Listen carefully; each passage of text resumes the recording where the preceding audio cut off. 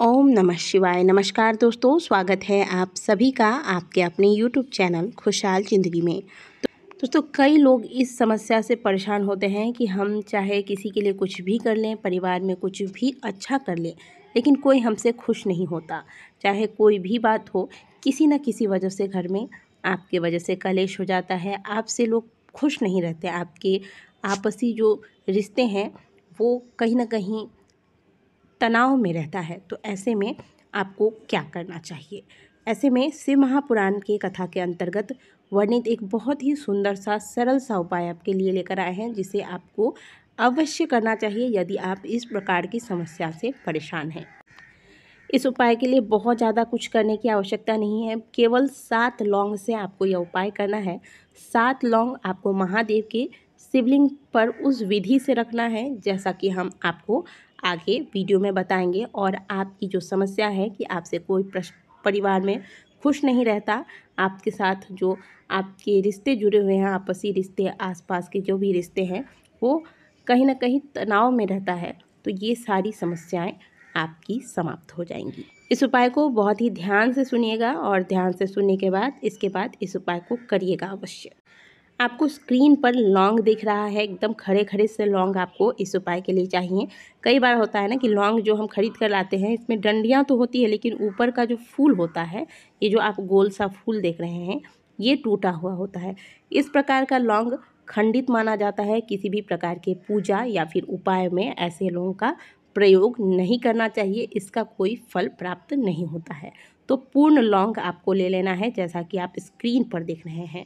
लौंग कितनी लेने हैं आपको? 7 लौंग लेने हैं। इस उपाय को विशेष करके आप सोमवार, प्रदोष और महाशिवरात्रि या फिर मासिक शिवरात्रि वाले दिन करें तो ज़्यादा बेहतर होगा। और अगर इन दिनों में आप नहीं कर पा रहे हैं तो बाकी के दिनों में भी इस उपाय को किया जा सकता है। विशेष दिनों में अगर आप करते हैं तो इसका प्रभाव जल्दी देखने को मिलता है। अब आपको स्क्रीन पर काले तिल दिख रहे हैं, आपको काले तिल भी इस उपाय के लिए ले लेना है। ज़्यादा नहीं, केवल 1 चुटकी काला तिल ले लीजिएगा।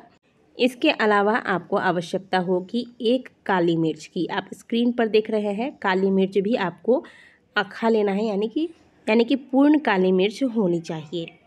अब इन सभी चीज़ों को एक बार ध्यान से सुनिएगा कि 7 लौंग के दाने लेने हैं, 1 चुटकी काला तिल और 1 काली मिर्च। ये तीनों चीज़ों को आप अपने दाहिने हाथ के मध्य में हथेली के बीचों बीच रख कर अब इसका मुट्ठी बांध लें और पूरे घर में, अपने पूरे घर में इन सामग्रियों को लेकर आप जितने भी कमरे हैं घर में, पूजा पूरे घर में घूम लीजिएगा। केवल वॉशरूम में नहीं जाना है, ध्यान रखिएगा। मुट्ठी में इन सामग्रियों को लेकर पूरे घर में जितने कमरे हैं, पूरा घर में घूमने के बाद आप निकल जाइए महादेव के मंदिर में। अब आपके पास 2 ऑप्शन है। कई बार ऐसा होता है ना कि बहुत सारे उपाय में कमेंट्स आते हैं कि मंदिर में शिवलिंग के करीब नहीं जाने दिया जाता, या फिर शिवलिंग का स्पर्श नहीं करने देते, या फिर जल नहीं चढ़ाने देते शाम के वक्त। तो ऐसे में आप क्या कीजिएगा कि महादेव के मंदिर के चौखट पर आप इन सभी सामग्रियों को रख दें और महादेव से प्रार्थना करें कि हे महादेव, हमारे घर में जो लोग हैं, हमारे आपसी संबंध है लोगों के साथ, वो अच्छा नहीं है और लोग हमसे प्रसन्न नहीं होते हैं। इसके साथ ही घर में कलेश का माहौल रहता है, ये सभी आपकी कृपा से समाप्त हो, लोग हमसे प्रसन्न हो, ऐसी आप प्रार्थना कर दें और चौखट पर इन सभी सामग्रियों को रख दें। एक कार्य तो आप ये करें।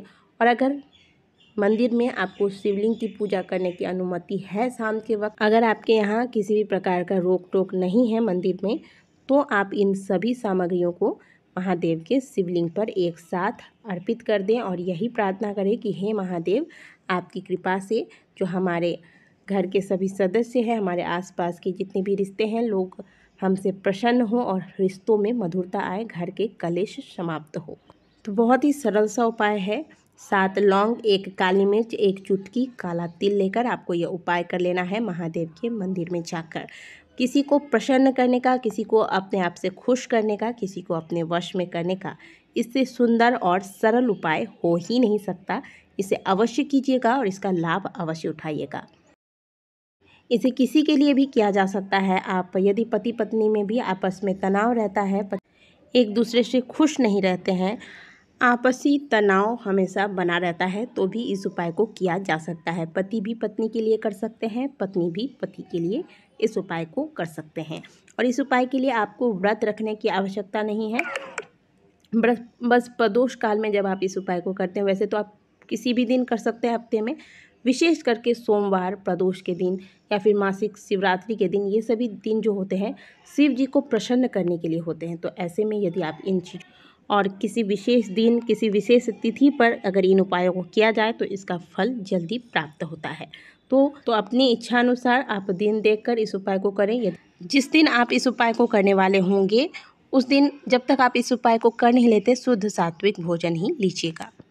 तो दोस्तों, आशा करते हैं कि दी गई जानकारी आपको अच्छी लगी होगी। वीडियो अच्छी लगी है तो वीडियो को लाइक कीजिएगा, कमेंट बॉक्स में हर हर महादेव अवश्य लिखिएगा। मिलते हैं आपसे अगले वीडियो में, तब तक के लिए ओम नमः शिवाय, हर हर महादेव।